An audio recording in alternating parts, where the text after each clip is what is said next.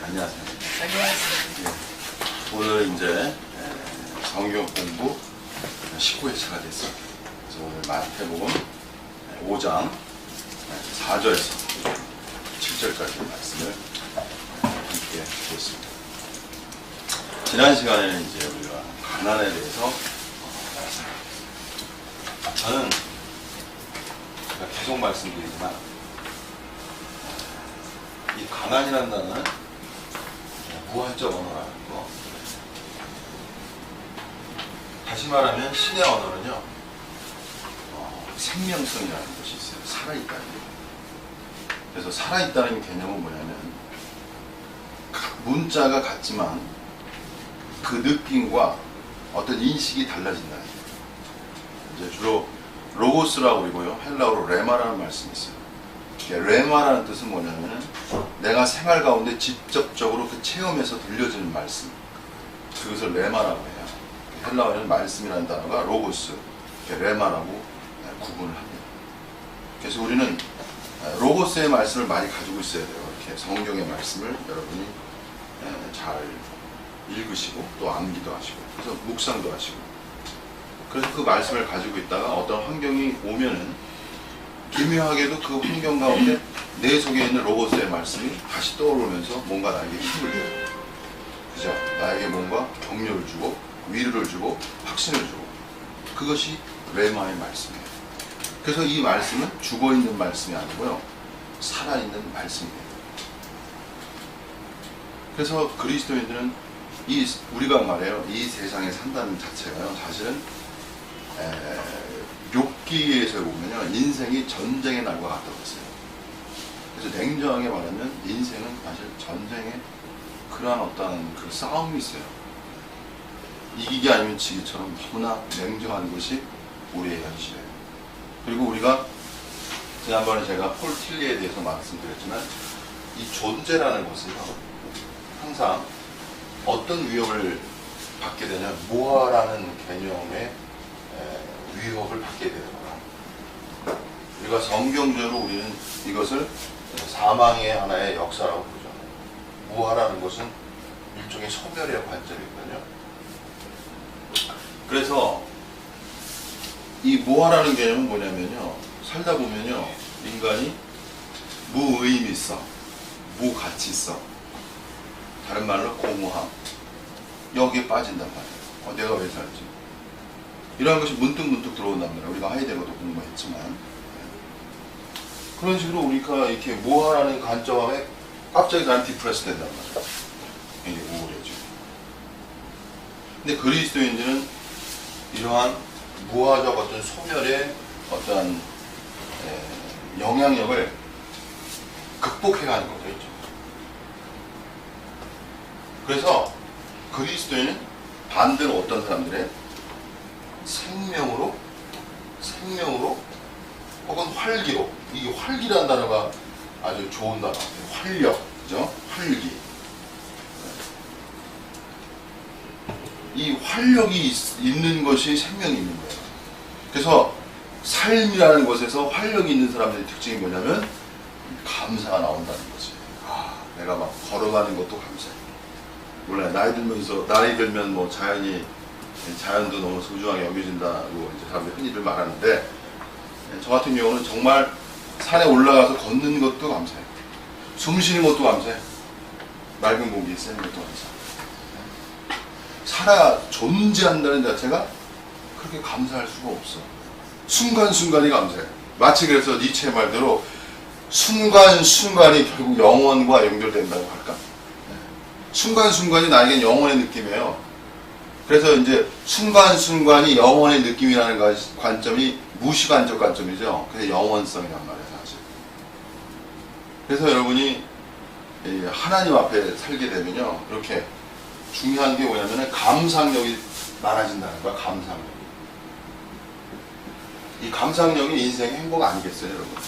예술이라는 것도 뭐예요? 감상력이라고, 사실은. 미술? 감상력이에요. 그 미술을 보면서 느끼는 어떤 필링, 느낌들이 있잖아요. 그것이 색다르단 말이야. 그래서 돈 주고 사는 거야, 그게. 가질 수 없는 것이거든. 그림을 볼 때 어떤 느낌의 필링이라는 게 들어오잖아요, 그죠? 거기에 철학도 들어오고 필링도 들어오고. 이것이 색다른 느낌을 나에게 준단 말이야. 그 돈으로 살 수 없는 어떤 가치가 있기 때문에 그림을 사는 거라고.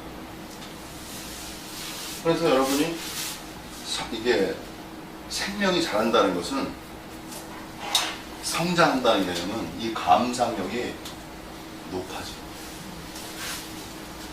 사람에 대한 감상력이 높아지면 깊은 뭐가 나오고 있어요? 이제 사랑이 나오고 있죠. 여기서 이제 제가 영성주의 이원론적 관점을 한번 또 제가 말씀드리고 넘어가겠습니다. 왜 영성의 이제 그림자를 하나 말씀드릴게요. 영성의 그림자.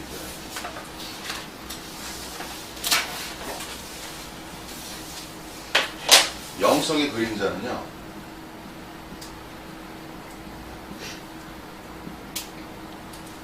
영성을 추구하면 불감증이 걸릴 수 있다. 참 이렇게 말하는 목사님 이렇게 얘기하면 참 이렇게 말하는 참 목사님 없을 거예요. 영성의 불감증. 왜 그러겠어요, 여러분? 이혼론이라고 해요. 이혼론이라고 하는 건 뭐예요? 성령과 육체를 담는다.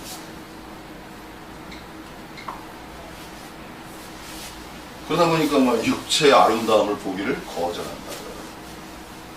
육체의 아름다움을 보는 자체가 뭘 죄야, 죄. 제 말 맞죠? 그죠? 그렇게 될 수 있어요. 거부하려고, 보지 않으려고. 한 면은 거룩한 건 거룩한 것인데, 네? 한 면은 윤리적으로도 뭐, 맞죠? 틀린 것이 아니죠. 근데 그게 참, 네? 자꾸 안 보려고 하면 뭐가 돼? 네? 거부하려고. 아름다움에 대한 거부가 들어오고. 불감증이 있겠어요? 없겠어요? 네? 없어요? 나는 따로 만나서 네. 여기서 참 이건 뭐 좀 섬세한 얘기지만 미에 대한 감각을 잃어갈 수가 있어요. 기묘한 게 있어요, 여러분. 미에 대한 감각이 살아나야 감정이 살아나고요. 감정이 살아나야 진정한 사랑이 열매를 맞게 돼요. 참 기묘한 역사입니다. 참 이게 성령과 육체를 나누게 되면 더 사랑해야 되는데 더 냉정해질 수가 있어요. 참 이게 참 이거는 제가 나중에 특별 시간을 마련하겠습니다. 영성의 이원론의 문제점에 대해서는. 왜냐면 깊이 말아야 돼요. 이거는 깊이가 있어야 돼요. 대충만 이렇게 제가 설명하고 넘어가겠습니다.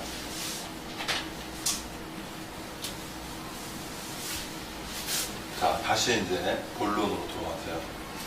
이제 가난에 대해서 잠깐 말씀드리고, 자, 오늘은 이제 애통에 대해서 4절에 보시면, 애통하는 자는 복이 있나니 저희가 위로를 받을 것입니다. 가난 다음에 애통이 왔어요. 애통. 이 애통에 대해서는 우리가 한번 이사야 57장 15절 제가 나눠드리는 게 있어요. 첫 번째 페이지에 있어요.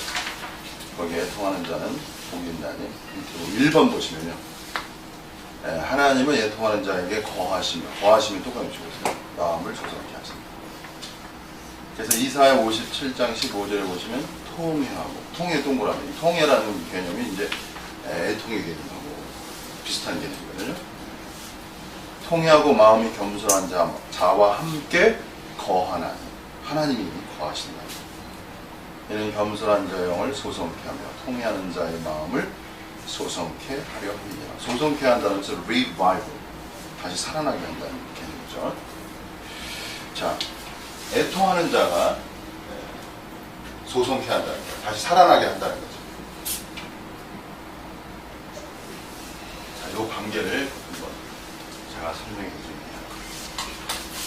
진정으로 영이 가난한 사람은요, 진정으로 애통하게 돼요. 그래서 그 사람이 진정으로 가난한 결핍의 마음이 있는 사람은 이 땅에서 그 영이 애통하는 자예요. 이 기독교가요, 이 애통이라는 단어가 영성을 깊이 만드는 거예요, 사실. 슬픔이 사람을 기쁘게 만드는 거예요.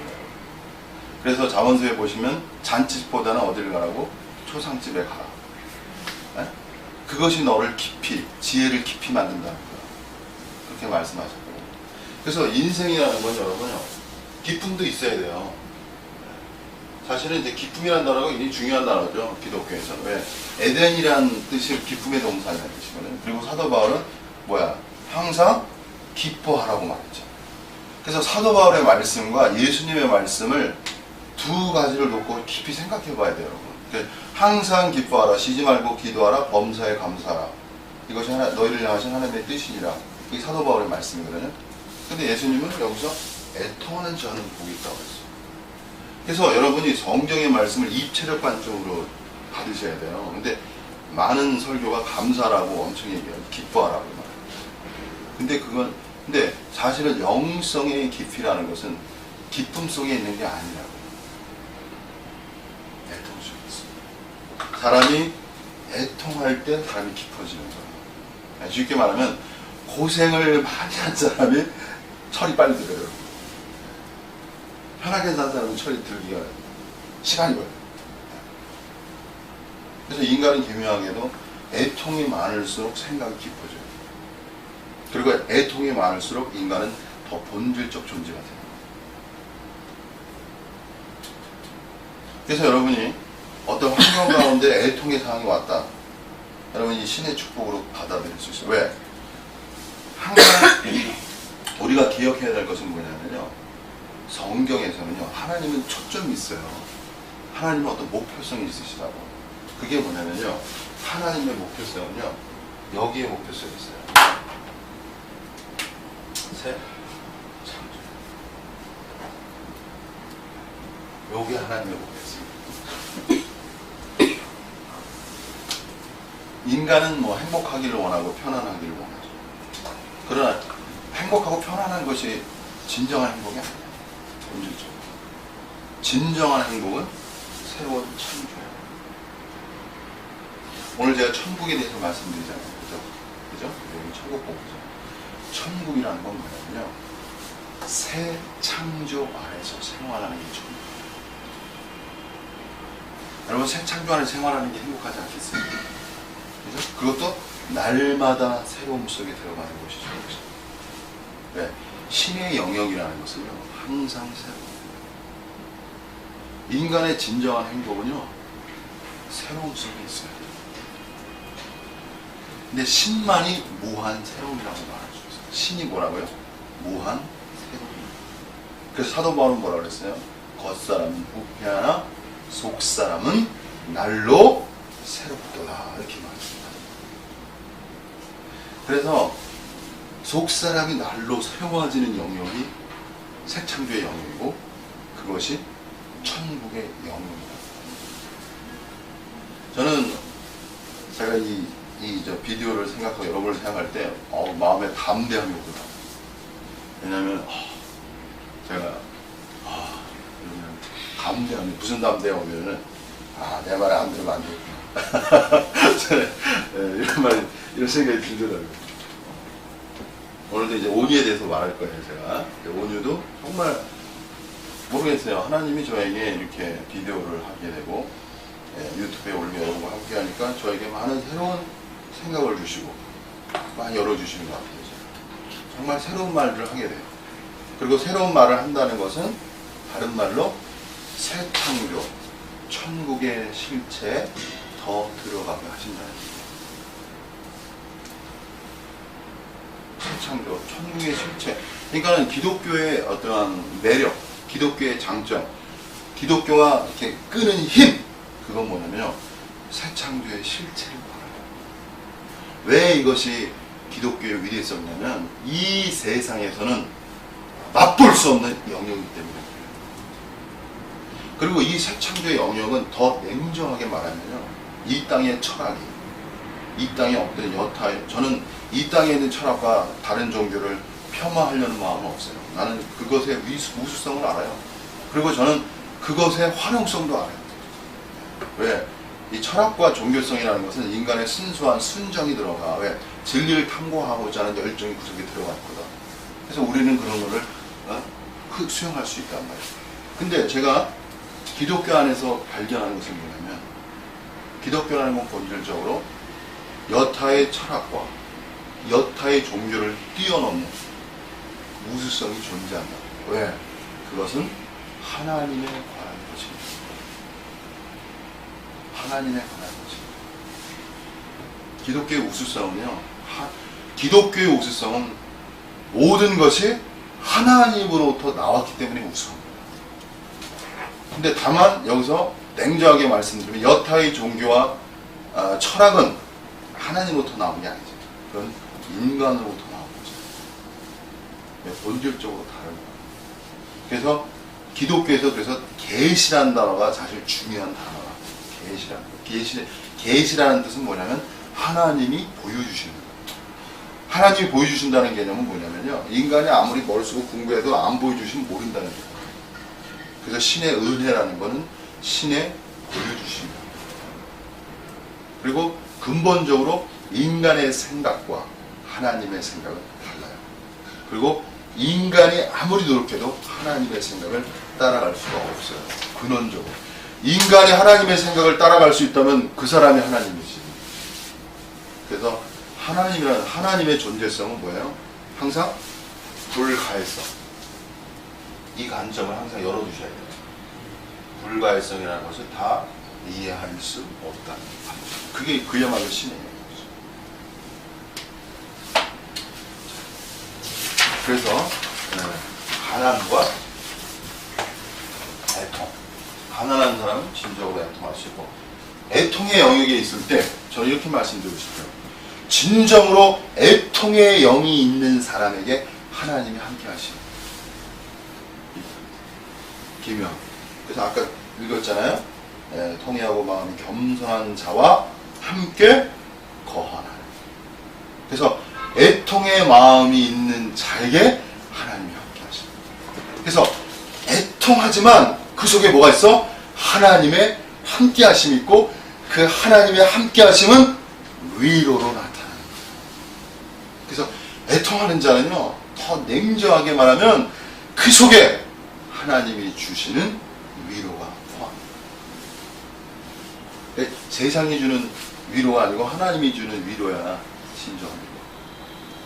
사도 바울도 너무나 힘든 환난 가운데 있었는데 그가 말하기를 뭐라면 하나님이 그 환난 가운데서 위로를 넘치게 주셨다.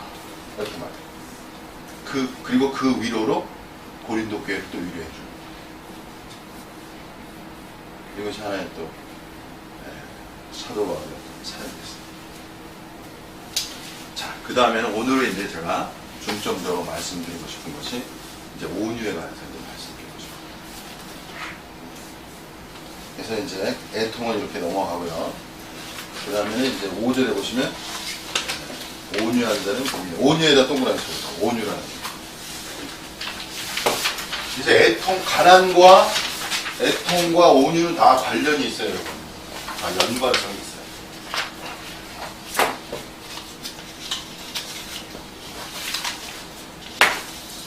온유가 오늘 말씀이 하나예요. 포인트가 되겠습니다. 첫 번째. 온유는요, 이거는 온유라는 것은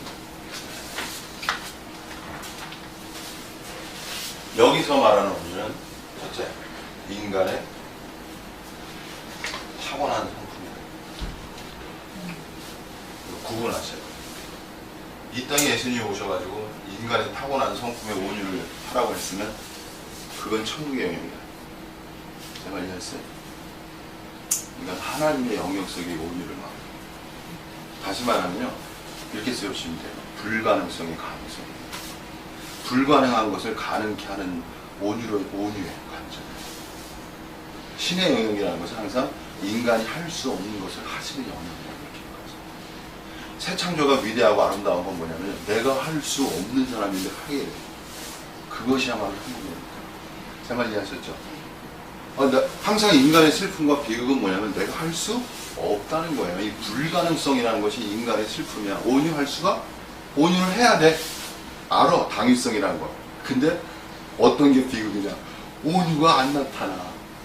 이것이 인간의 비극이야. 천국과 성령의 영이라는 것은 당신이 하실 수 없는 것을 하나님으로 말미암아 하실 수 있게 하신다는 거야. 이것이 다른 거야. 그래서 불교하고 기독교는 달라요. 근원적으로. 불교는 뭐예요? 자력설이라고 해요. 사실. 근데 기독교는 뭐예요? 타력설이라고 해요. 이 근본적으로 다른 거예요. 같다고 생각하지 마. 불교는 일종의 인간 속에 불성이 있다는 개념으로서 그 불성을 통해서 인간이 할 수 있다는 개념으로 들어가는 거예요. 근데 기독교는 뭐예요? 너는 할 수 없어요. 근본적으로 달라요. 그 누가 하겠다는 거야? 너는 할 수 없으니까 하나님, 내가 하겠어. 이게 인격이에요.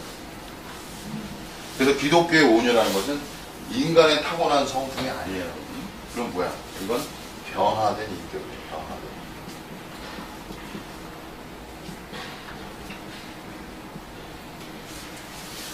하나님의 역사로, 성령의 역사로 변화될 때 나오는 하나의 인격이라고 했습니다.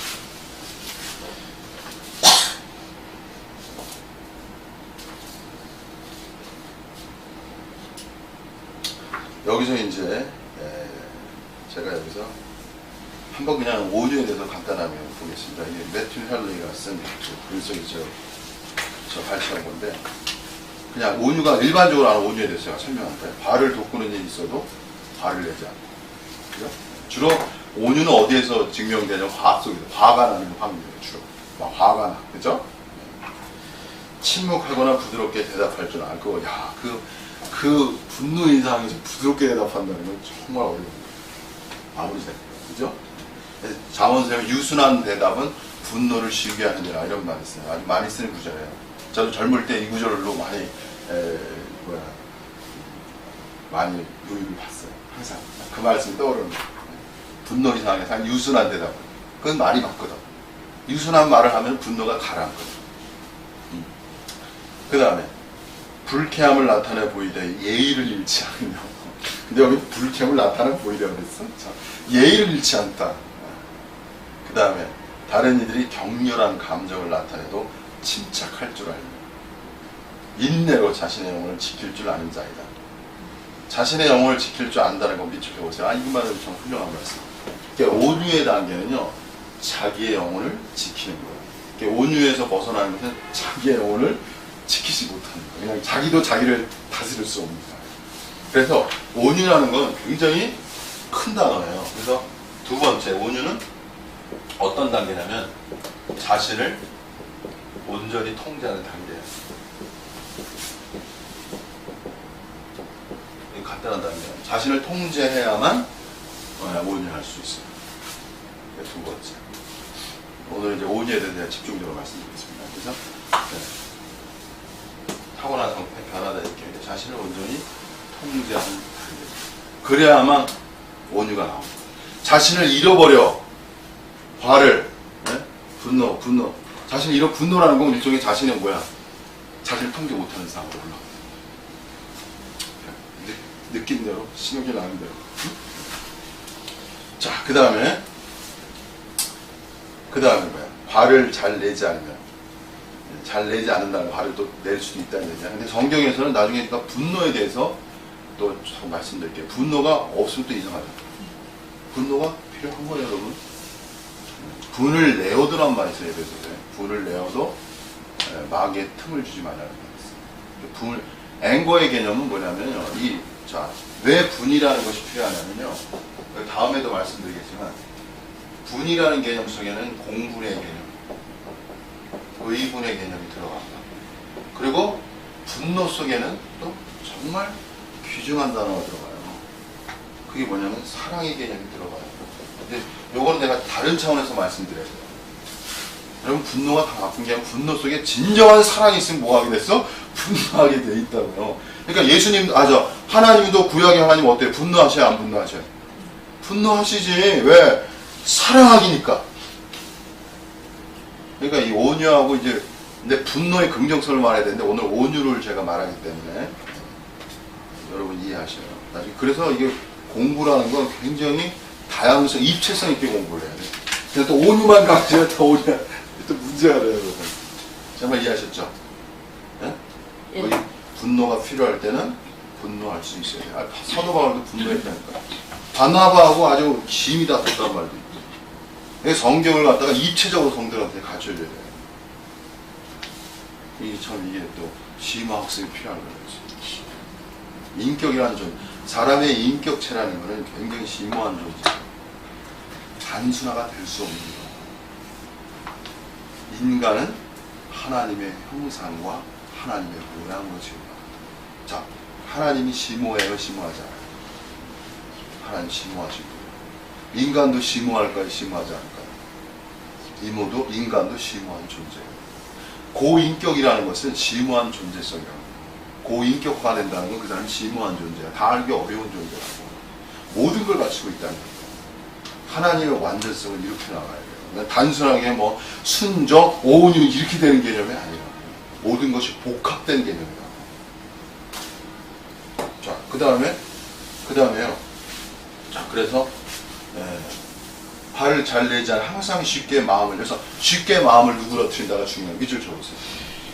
쉽게 마음을 누그러뜨린다는 건 뭐냐면 이거 중요한 얘기예요.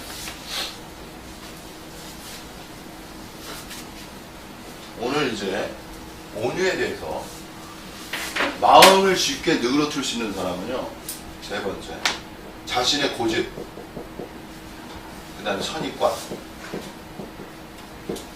그 다음에 독서, 이러한 개념이 해체돼요. 이게 온유라는 건 뭐냐면요, 거기 한번 써보세요. 진리로, 하나님의 말씀으로 해체돼야 돼요. 그 존재성이.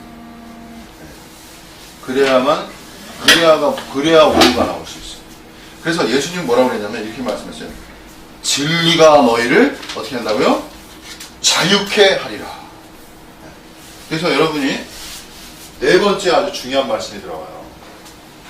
오늘의 거의 하이라이트, 오늘 제가 정말 집중적으로 말씀드리고 싶은 것이 이 부분이에요. 진리가 뭐라고? 네? 자유. 이 자유라는, 이 자유의 개념이 온유의 개념과 직결돼요. 자유. 자, 쉽게 말씀드릴게요. 어떤 분내는 상황에서 여러분이 자유할 수 있다면 온유할 수 있어요. 제 말 이해하셨죠? 어떤 상황에서 분노의 상황이 오는데 그 분노의 상황에서 자유할 수 있는 상태라면, 그 상태에서 자유할 수 있는 상태라면 온유를 가질 수 있다고. 제 말 이해하시죠? 그래서 이 자유가 중요한 거야. 왜 온유가 안 되냐면 자유가 안 돼. 그 순간에는 분노의 자유가 안 돼. 객관화가 안 돼. 네? 그 상태에 몰입하게 되고 그 상태에 빠지게 돼. 다시 바꿔 말하면 그 상태에 묶이게 된다. 그 상태에 얼매이게 돼요. 자유가 아니에요. 그래서 오늘 천국 복음의 말씀은 뭐냐면요, 천국의 복음은 자유의 상태예요. 그래서 천국 복음은 뭐라고요? 자유의 상태예요. 자, 그거에 대해서는 제가 몇 말씀 더 드리겠습니다. 여기 이렇게 말했어요. 갈라디아서 5장 13절에 3페이지에 있는 말씀이고요. 3페이지에 제가 썼어요. 갈라디아서 5장 13절 말씀. 형제들아, 뭐라고 했어요? 두 번째, 너희가 자유를 위하여 부르심을 입었으나. 자, 어떻게, 뭐를 부르심을 입었다고요? 자유. 그래서 복음이라는 거는 뭐냐면 천국, 이제 복음도 그렇고, 이 복음이라는 것은 인간에게 뭘 가져다 주는 거야? 자유를 가져다 주는 거야. 인간의 근본적인 그 꿈이 뭐냐면 자유라는 거예요. 근데 인간은 자유할 수 없어요. 왜? 특별히 이제 구체적으로 말씀드릴게요. 왜 인간은 자유할 수 없는가?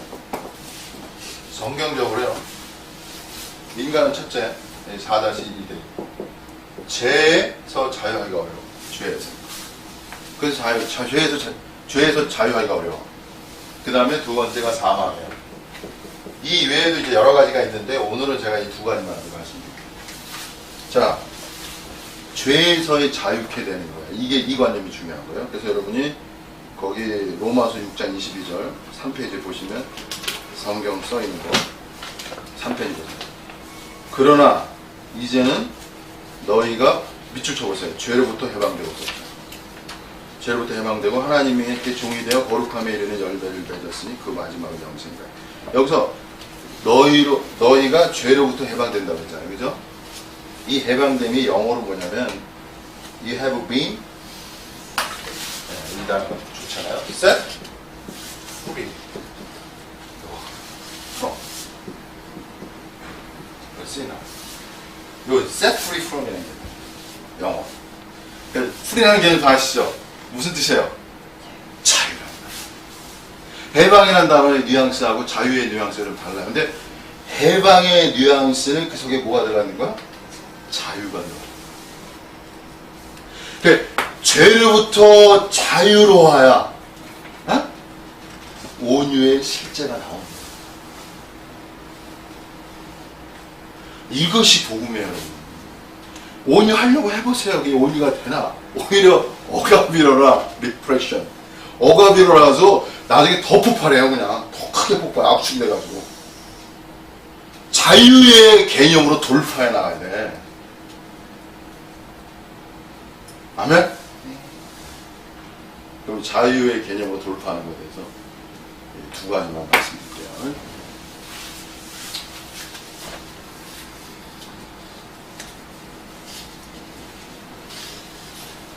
자, 성경적인 건데, 교리적으로, 교리적으로 말씀드릴게요. 이게 좀 깊어졌는데.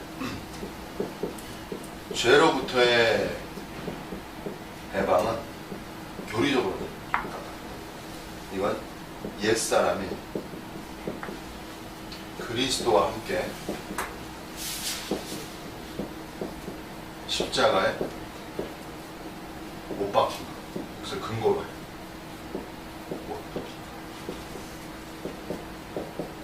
이것이 옛사람이 그리스도와 함께 십자가에 못 박힌 거. 이게 로마서 6장에 갔습니다. 그래서 옛사람이라는 개념은 기독교적으로 죄를 짓게 하는 요소고 옛사람을 통해서 죄가 들어오고 그래서 여기서 중요한 건 뭐냐면 기독교가 중요한 건 뭐냐면 예수님께서 이루신 역사가 중요해요. 이것이 중요해요. 그래서 예수님께서 무엇을 이루셨냐면 십자가에서 우리의 옛사람을 못 박게 하십니다. 그것을 그리스도와 연합된 거야. 이 자세, 그리스도의 연합이라는 단어가 굉장히 중요해요. 기독교 사상에서. 근데 칼빈이 굉장히 아주 강하게 부르짖은 거거든요. 그러니까 그리스도께서 십자가에 돌아가실 때 그분만이 돌아가신 게 아니고 우리 옛사람이 그리스도와 함께 십자가에 못 박힌 거예요. 그래서 옛사람이라는 건 뭐냐면 우리가 옛사람을 통해서 우리가 죄를 짓거든. 근데 그 옛사람이 십자가에 못 박혔기 때문에 우리가 더 이상 죄를 지을 필요가 없게 됩니다. 요거에 대해서 구체적으로 제가 로마서 6장은 또 나중에 또 말씀드릴게요. 이게 너무 깊어서 요 사실에 근거해야 돼요. 그래서 여러분이 자유할 수 있는 근거는 그리스도의 십자가에서 우리 옛사람이 그리스도와 함께 십자가에 못 박혔다는 사실을 믿는 믿음의 근거예요. 이게 중요한 사실이에요. 이해하셨어요? 다만 참는 영역이 아니라고. 다만 인내하는 영역이 아니고 예수 그리스도께서 이루신 사실을 믿는 믿음 속에서 역사가 일어나는 게. 불교하고 다른 거예요, 이게. 제 말 이해하시죠? 자, 여기까지만 말씀드릴게요. 제가 한 가지 알았어요. 다 말하는 게 아니라는 걸 알았어요. 조금씩만 말해요. 다 말할 수도 없어요. 진짜 많은 시간이 필요해요. 자, 그 다음에 두 번째는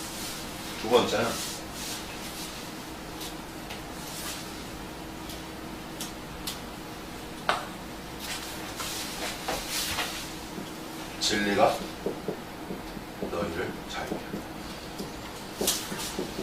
요 개념, 요 관점으로 이거 주님의 말씀을 자유케 하는 주님의 말씀입니다. 진리가 너희를 자유케 하는 요한복음 8장 32절 말씀. 그래서 온유에 대해서 아까 내가 이미 자유케 되면서 말했죠. 그다음 두 번째 온유의 관점은 뭐냐면요, 이거 소위 말하면 자아의 생각이 진리로 해체돼. 자아의 이 인간이라는 건요, 그 중심이 뭐냐면 생각으로 존재해요. 자아라는 개념은 주로 생각, 다시 말하면 의견이라는 거, 이 의견이라는 거죠.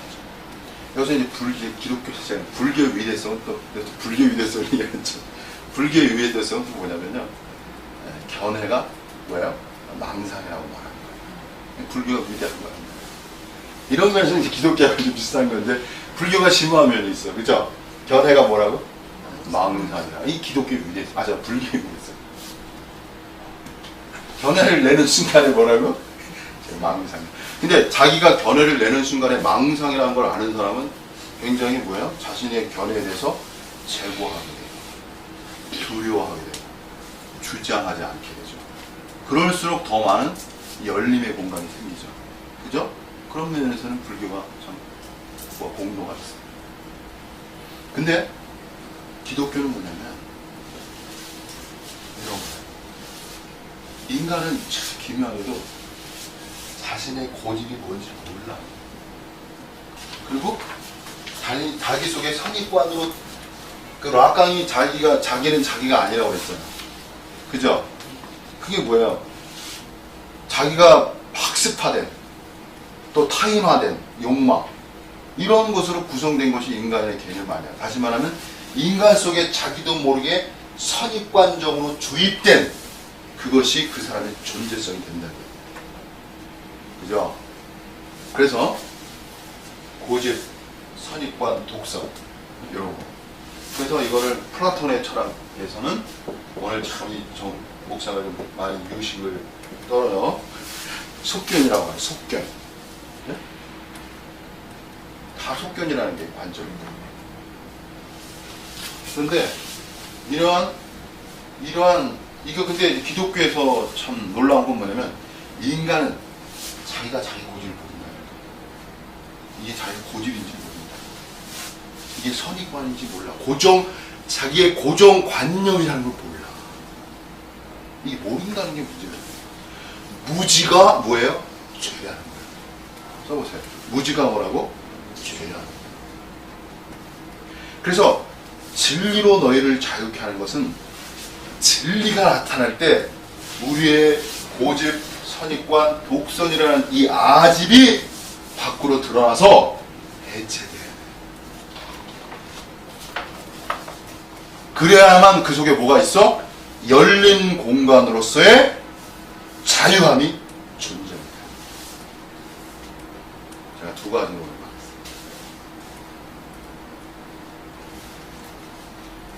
그래서 회개라는 관점이 기독교에서 위대한 회개라는 것이. 회개는 다시 말하면 제가 말씀드렸잖아요. 뭐예요? 자신의 죄를 정확히 알아가는 것. 그래서 굳이 이게 온유할 수 없는 것 속에서를 가만히 온유할 수 없는 거를 정확하게 또 탐구해 들어가면 그 속에 뭐가 있어? 열린 공간이 없는 거예요. 너무나. 또 여기 또 하나 더 써야 돼요. 뭐가 들어가? 자기 의의가 또 들어가요. 자기 의의가. 이 자기 의의가 깨트리기 더 어려워. 거기다 더 깨트리기 어려운 건 영성을 통한 자기 의의는 정말 깨트리기 어려워. 왜? 영성이 거의 최고성이 돼가지고. 자, 그 다음에 이 정도만 하고요. 그 다음에 그래서 거기 2페이지 보시면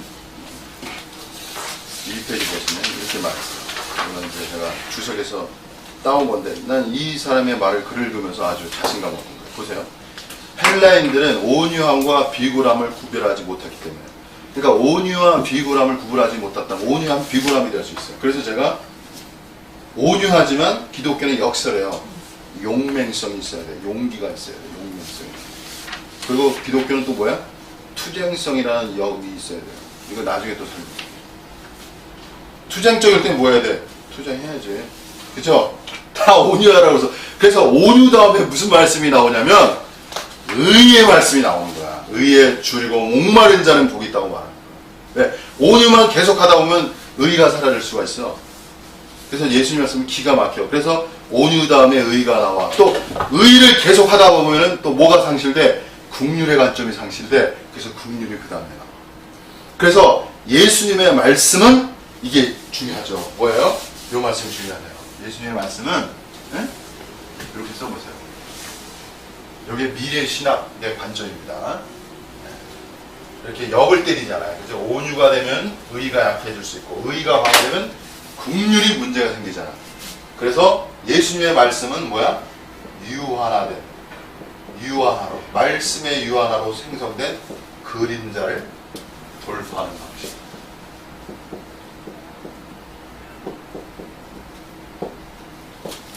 의를 세우면 의에 갇혀서 또 긍휼이 안 생기니까 그림자가 안 생기죠. 온유를 또 강조하면 온유만 하니까 의가 안 생기죠. 제 말 이해하셨죠? 그래서 예수님의 말씀은 인간의 유한하게 말씀의 유한으로 생기는 그림자를 돌파하는 방식. 이 지금 제가 말한 건 이제 우리 펜타 미래신학 연구소인데, 미래신학이 디스커버리, 원래 있는 거예요, 없는 게. 항상 저희 신학의 특징은 없는 걸 디스커버리 하는 거예요. 하나님 말씀에서 발견된 사람을 저희가 말합니다. 그분이 다 가지고 계신 거지. 우리는 다만 그냥 탐험자로서 발견하는 여러분이 하십니다. 여러분에게 정말 진리로 내서 기쁨과 행복 주기를 원합니다. 진심입니다. 자, 그 다음에 그래서 여기 저는 이 구절이 너무 좋더라고요. 그래서 헬라인은 온유와 비굴함을 구별하지 못하고 온유함을 일종의 악으로 생각하였다. 여러분 이게 참 기묘하죠? 왜? 온유함이 잘못되면 비겁함이 돼. 왜? 빼거든 자꾸만. 그죠? 어떤 상황에서 빼는 상황이야. 그때 온유의 어떤 그림자를 또 말한 거야. 나중에 또. 그 다음에요. 그렇지만 그 다음이 재밌어요. 다른 사람에게 온유한 마음으로 대하는 것은 이게 중요하죠. 모든 악의와 악의에서 악과 대항하면요, 이 분노가 생겨요. 속에 분노가 일어나. 그래서 온유가 안 돼요. 근데 여기서 재미있는 게 있어요. 악의가 나면 보복심이 발동이 난다고. 보복하고 싶은 거예요. 그래서 온유가 안 돼요. 근데 거기서 중요한 단어. 보복심으로부터 뭐라고요? 자유로워하죠. 그래서 아까 제가 set free. 온유하지만, 온유라는 건요, 온유하지만 할 말은 할 수 있어요. 제가 이렇게 말씀드려요. 정말 이해하시죠? 그래서 성경에 이런 말이 있어요. 성경이 뭐냐면 거역하는 자를 온유함으로 징계할지. 이게 사도바울이에요. 그리고 모든 사람을 대하여 온유하며 가르치기를 잘하며 참으며 이렇게 말했어요. 그러니까 온유라는 것은요, 말 안 하는 게 아니에요, 여러분. 인내만 하는 게 아니야. 온유한 가운데에서 할 말을 할 수 있는 지혜가 필요합니다. 그래야 온전하죠. 그죠? 근데 온유한 가운데 말한 게 없지만 성질내는 거예요.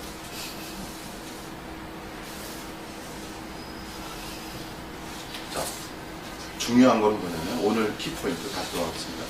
중요한 건 그 상황 속에서 어떻게 된다?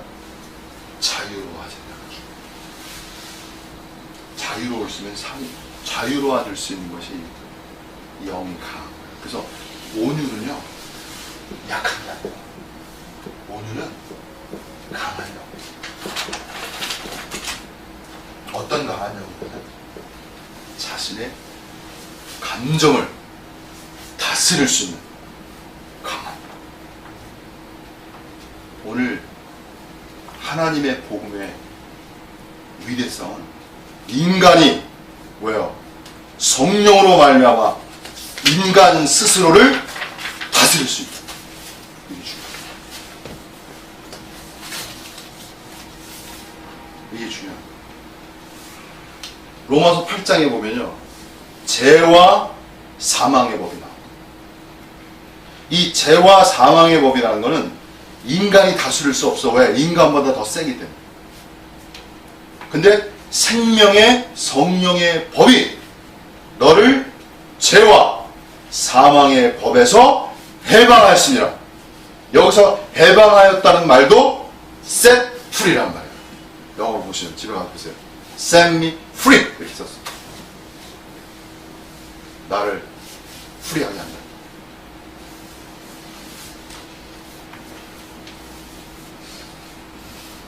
그래서 여러분이 온유 그 상황에서 자유할 수 있어야 돼요. 이 관점을 항상 열어놔야 돼요. 그리스도께서 우리를 위해서 이루신 사실. 자, 그래서 미래신학은 여러분에게 뭘 가르치고 싶으냐면 이런 겁니다. 이렇게 예수님이 이루신 진리의 사실을 먼저 가르쳐 드리고 싶습니다. 이거 첫째. 예수님이 이루신 사실을 근거해야만 성령이 역사합니다. 성령은요, 그리스도의 이루신 사역을 통해서 역사하는 게 성령이에요. 그냥 막 성령이 역사하는 게 아니에요. 하나님은 의의 하나님이기 때문에 그리스도께서 이루신 사실을 통해서 역사하시는 거야. 그게 의의 하나님이라고. 그분이 뜻대로 모든 게 한 게 아니에요. 그래서 그리스도께서 이루신 사실이 무엇인지를 알아야 돼요. 이거 첫째고, 그 다음에 두 번째는 진리로, 하나님의 말씀으로 여러분 속에 감추어진 죄를 드러내고 해체하는. 그래, 미래신학은 이 두 번째, 첫 번째, 두 번째를 생각한다. 그리고 기묘한 건 뭐냐면 사단의 역사라는 것은 사단의 역사는요, 사단의 역사.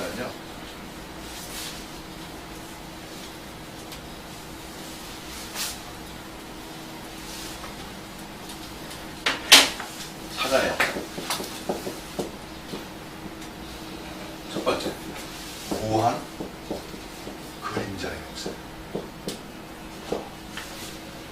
진리의 그림자를 생성하는 거죠.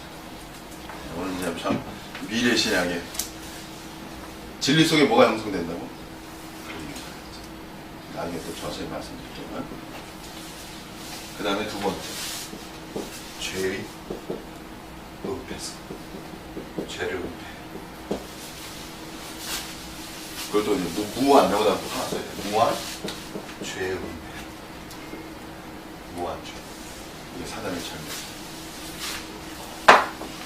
성령의 역사는 뭐야? 무한 죄의 노출시키는 거예요. 죄를 드러나는 거예요. 감추죠. 그래서 인간을 속박하고 인간을 얼매게 하는 거죠. 인간의 감추는 죄. 예수님 말씀하셨잖아요. 죄를 짓는 자마다 죄의 종이니라. 그래서 신앙의 길이라는 것은 이미 우리가 구원받아서 죄를 용서함 받았지. 그러나 원죄가 남아있어요. 이 원죄에서는 끊임없이, 영어로 sin이라고 해요. 끊임없이 free, 자유로워. 오늘 참 중요한 말인데 제가 말씀드렸죠. 원죄에서는 뭐라고요? 우리 끊임없이 뭐라 한다고? 자유로워야 돼. set free. 해방됩니다. 그래서 여러분이 어떤 사람이 돼요? 자유의 사람이 되십니다. 자유의 사람이 능력의 사람이 되는 거예요. 자유할 수 있어야만 능력이 나오는 거예요. 자유, 내가 얽매여 있는데 무슨 힘이 나오겠어? 자유할 수 있어야 할 수 있는 능력의 사람이 되셔요. 그리고 그 자유로 뭐예요? 하나님이 원하시는 진정한 하나님의 형상과 모양에 따른 하나님의 영광의 일들을 그 자유를 가지고 여러분이 행하여 나가십니다. 얼마나 감사하고 얼마나 당당하고, 예? 그 마치 그 기계가, 그 기계와 기품이 뭐가 같냐면 왕과 같은 거야. 왕이 얼마나 당당하겠어요? 그래서 너희가 생명 안에서 왕노릇 하리로다. 이게 사도 바울의 말씀이잖아요. 그래서 여러분의 기계와 여러분의 기상이 뭐 같아? 왕 같은 기품과 당당함으로 주님께서 주신 자유를 가지고 여러분이 생활하십니다. 이것이 천국의 실체적인 생활입니다. 여러분 이러한 영역으로 나갈 수 있기를 바랍니다. 오늘은 여기까지 하겠습니다. 감사합니다.